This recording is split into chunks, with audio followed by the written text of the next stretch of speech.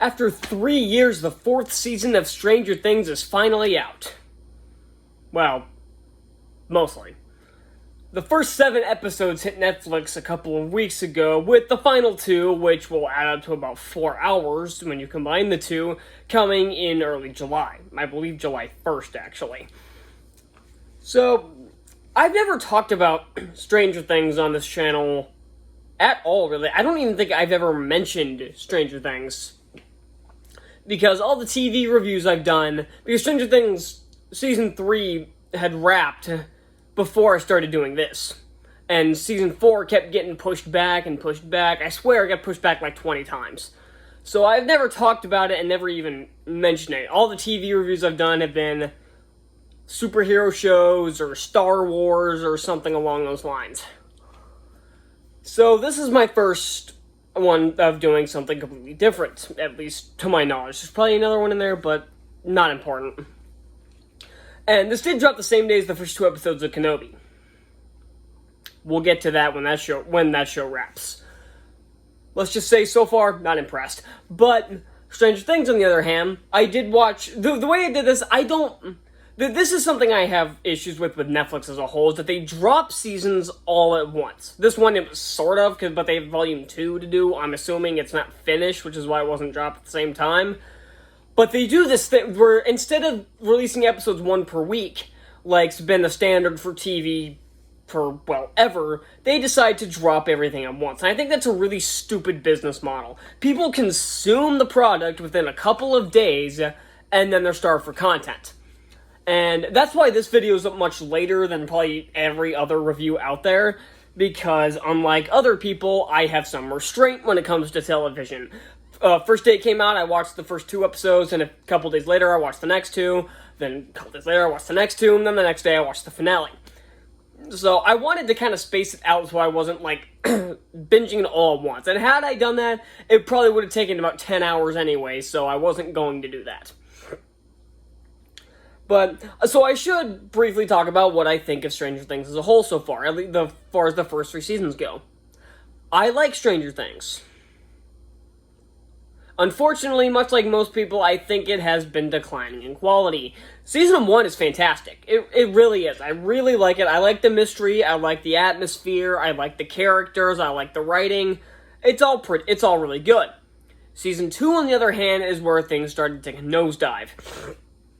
And Season 3 didn't really recover from it either. Because these last 2 seasons, characters have been regressing, the stories have gotten less interesting, there's no tension anymore because we know what's going on.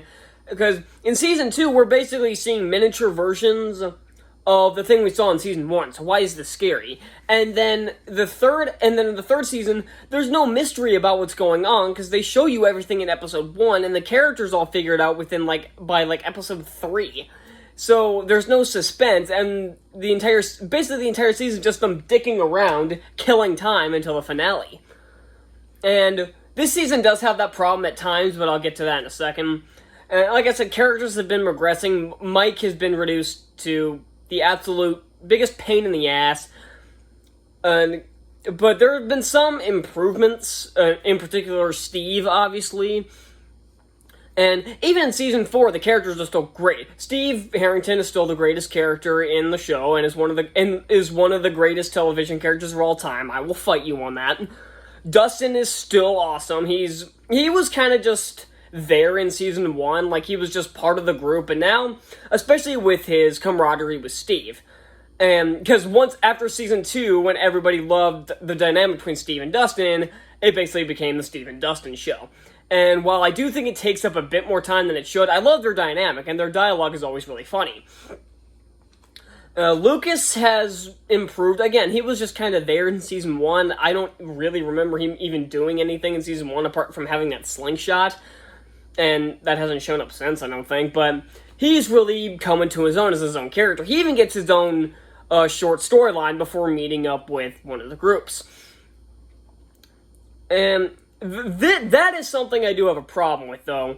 There are so many fucking storylines going on in this show that it's exhausting. Season 3 had the same problem. By Episode 4, there are 5 maybe 6 different storylines going on. We have the storyline involving we have the main one involving Dustin, Steve, Robin, Nancy, Max, and eventually Lucas trying to find Vecna. Oh, and Eddie as well, the new guy. We have one with Joyce and Murray trying to get Hopper. We have Hopper in the prison attempting to escape with one of the guards helping him out. We have this storyline of Mike, 11. Oh, we have the storyline of Mike, Will, and Jonathan, and new character Argyle, who is fucking awesome. They're doing their own thing out in San Francisco, or Southern California, I don't remember where. 11, after episode 3, goes off to regain her powers from the Nina Project with Dr. Brenner, who should be dead. I don't know how he survived, getting his head, crushed, if I remember correctly. Not sure how he's alive, but okay. And we have a storyline involving these basketball players who are trying to hunt down Eddie because they think he's the one going around doing all these killings, who Lucas is originally with, but ditches them after leading them on a faulty trail and meeting up with one of the gangs. So you see the problem? Now, these episodes were much longer than the other seasons. The shortest episode was 1 hour and 3 minutes, and the longest was the finale, which came around 1 hour 38. So it's a lot of time to develop these stories. So that is one plus. Problem is, it kills the pacing as well, because because you forget there are these storylines happening, because there are stretches of 30 to 40 minutes before you see them again. Even in Season 3, there were so many different storylines going on, but it jumped around enough, which made it disorienting, but you at least saw them in shorter gaps, so you were able to follow it along. Here, you forget stuff is happening. Hell, the San Francisco plot with Mike, Will, John, and Argyle is so pointless that not a single one of them shows up in the finale. The 1 hour, 38 minute finale, not a single one of them shows up. And I get the point of what they're doing. They're going to be the ones they're trying to find Elle, and they're going to get her, and they're going to retrieve her from Nina. I know exactly where they're going with that. But it shows that the storyline is kind of superfluous, because they're on screen for probably 5 minutes per episode at most, and most of it's just for some humor, and they don't even show up in the final episode, so it makes this really pointless. But the storyline of a lot of the main kids trying to track down Vecna is actually pretty interesting. And Joyce and Murray trying to find Hopper is pretty entertaining. Murray is awesome in this season. I don't remember really giving 2 shits about him in Season 2 or 3. I actually forgot he was even in Season 2, I'm gonna be honest. But he really... Oh, jeez. My shoelace moved. So, he really came into his own as a character here, especially when he's impersonating Yuri. He became a lot of fun, and I really enjoyed Murray. Joyce is okay. She's just been the distraught, screaming mother in the first 3, so it was nice to see her have some agency in this season and actually fucking do something on her own, though she was with Murray because she needed some help. But Hopper is a bit of an odd case, because in Season 3 he was kind of crap, because all he was either action hero or douchebag. Season 1, he was he was actually probably my favorite character in Season 1. I know I said that I thought John was my favorite character in Season 1. I take it back. Hopper was my favorite character in Season 1. But again, he just kind of, much like some of the other characters, he kind of regressed. But I feel like he kind of picked it up here. Unfortunately, that storyline did go on way longer than it should have. They teased that he was going to get out in episode 4, which I thought was fine. But then he gets caught, and then Joyce and Murray get caught, and then, well, sort of. And then Anton gets caught, and they're thrown back into the prison, and they drag it out until the end of the season. Well, the end of Volume 1. So, again, it just dragged on, and that's a problem with the season as a whole. It drags ass. It really does. The character of Vecna, a cool idea, but not utilized. They finally give his backstory in the finale, which I'll get to in a bit. I want to go into more detail with that. But up till that point, he was barely in the show. And And what made it even cooler was that he was actually tracking, like, one of the people he was actively going at was one of our main characters, was Max, and he might be going after, and it's teased in the finale that he's going after Nancy next. So this could have been a really cool conflict, but we don't have any substance to this character until the end of the season. I'm just going to keep calling it the end of the season, because it's kind of what it is. But yeah, we don't know what his motive. Even Dustin in the season finale keeps talking about we don't know what his motivation is. We don't know what he's doing. I've been thinking the same thing for 7 episodes, dude, and we finally figured out at the end of the season. But at that point, it's too little, too late. Now, I want to get into the new characters. Argyle is fucking hilarious. I love Argyle. He is a ton of fun. I love his friendship with Jonathan. Jonathan kind of regressed in this season. I don't really care about Jonathan anymore, which is a crime because I really liked him in the first 3 seasons. But Argyle he's the Luis, the Ant-Man's Luis to this. He really is. Now, he's there purely for comedic effect, but he does it so well, and the actor's delivery is fantastic. There's another new character, Anton. He's cool. I like Anton. Yuri is kind of fun. It's kind of stupid when he backstabs them for more money. It's like, yeah, who could have seen this coming? But Murray, like I said, Murray impersonating him was hilarious. And then all the favorites are back. Like, and then there's Eddie, who's pretty fun. I like Eddie. Like I said, I like the characters. The problem is the situations they're thrown in just aren't as interesting anymore because like I said, in season 1, it was all very interesting. Season 2, like, it's just the same thing we've already seen. Season 3, we already know what's going on. They showed everything in episode 1. Here, we have no reason to care because we don't know what this villain is until the very last scene of the season. And at that point, it's just like, why? Why couldn't you have done this earlier? But I do kind of want to get into that Vecna twist that he was one. Like, from the facility. Now, the twist that this blonde dude who was there was one, I saw coming a mile away. The fact that he was one, I called the second he started talking about one. I'm like, okay, no, he says the story of one does not have a happy ending. I'm like, you're one, I guarantee it. And I was right. But what I did not see coming was the twist that he also became Vecna. And I wasn't really sure how to feel about that. I did think the reveal scene was pretty cool, like the way Elle threw him into the Upside Down, and that's how she created the first breach into the Upside Down in season 1. That was pretty cool. I liked that, and he's a cool character. I get his motivation, and it was cool that he was actually the son of Victor Creed or Creel. Like, he was the first ever to see Vecna because Vecna was his son, and he didn't know. He wasn't Vecna at the time, obviously, but so that was pretty cool. Unfortunately, this also kind of creates a problem that if Elle is there, Vecna's fucking useless. He's worthless if Elle is there, because Elle kicked his ass right off the start.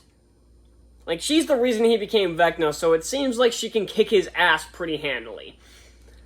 So that kind of killed that, but otherwise I thought it was pretty cool.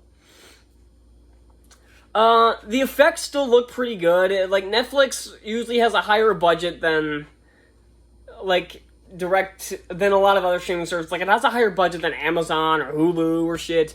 Not higher than Disney Plus. Disney Plus has money to burn, because it's a Disney corporation. Then again, so is Hulu, but whatever. So, I'm trying to think if there's much else to talk about, because I feel like I covered everything I wanted to cover.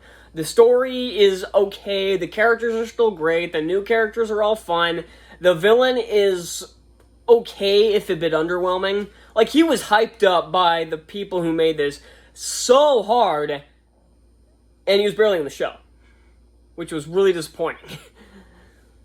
I'm sure he'll have a big role. Like, the Duffer Brothers have said that the season finale, the actual season finale, has more special effects than the entirety of season 3. So I can tell they're planning something, that they've done something big here, And I hope it isn't just big CGI dumb shit like I was afraid it was going to be. And that is something else that Stranger Things has a problem with now. It's not scary. Like, Season 1 had some really tense moments to it. I mean, I don't get scared by movies or TV anymore, but nowadays it's just like, in the third season, being chased by some CGI meat spider thing is not scary. And there's some other characters that are introduced in this who are killed off right away, like Chrissy and Fred, and the characters just don't leave much of an impact. They're not characters, they're plot devices.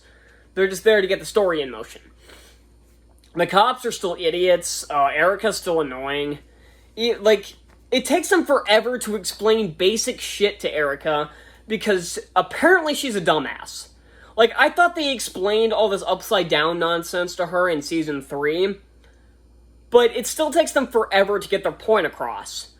Because I know Erica was annoying in Season 3, but at least she had some competence to her. She's annoying as fuck. She's still kind of annoying. Not as annoying, but she's still kind of annoying. And she apparently became a dumbass. I don't know when that happened. And it's needless to say, the acting's still all good. These are really good actors. And a lot of them I've seen do other stuff. Finn Wolfhard, he was in Ghostbusters Afterlife last year. Joe Keery was in Free Guy. David Harbour was in that crappy Hellboy remake, but he was awesome in that. He was in Black Widow, which just reminded me, had this season come out in its original release date, we would have had two film/TV shows within months of each other, featuring David Harbour breaking out of a Russian prison. I got nothing to say, I just thought it was worth pointing out. But yeah, there's not a ton to say about this, because there wasn't anything I actively hated. But again, there's just I don't know what they're planning for episodes 8 and 9. I'm assuming I'll still like it, because I still like this show. This is definitely an improvement over the last 2 seasons. It definitely is, because but again, some characters have still been regressing. There's an entire plot line that could have been axed, and probably should have been axed. There's some stuff that doesn't make a ton of sense, and a lot of it's really dragged out, and there's some pointless tension, because I know they're not going to kill off any of these characters right now.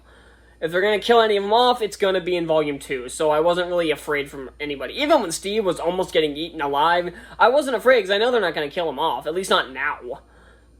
But, yeah, so I still like the show, but I don't love it. I loved Season 1.